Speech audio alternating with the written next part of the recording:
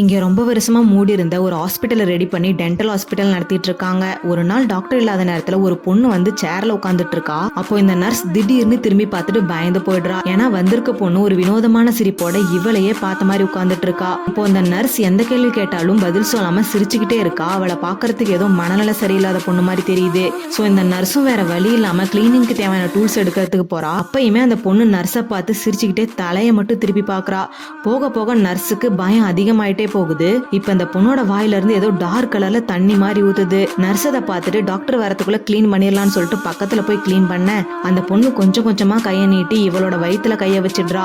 அடுத்த செகண்டே இந்த நர்ஸுக்கு பயங்கரமா பயம் வந்துருது. சடனா கரண்ட்டும் கட் ஆயிருது. இந்த நர்ஸும் உடனே போன் டார்ச் ஆன் பண்ணி பாக்குறா. அப்போதான் வந்தது ஒரு பொண்ணு இல்ல, இறந்து போன ஒரு பொண்ணோட ஆவின்னு தெரிய வருது. ஆனா இந்த ஆவி வந்துட்டு போனதுல இருந்தே இந்த நர்ஸ் கிட்ட இதுக்கு முன்னாடி யாரெல்லாம் தப்பா நடந்துகிட்டாங்களோ அவங்க எல்லாருமே மர்மமான முறையில இறந்து போயிடுறாங்க.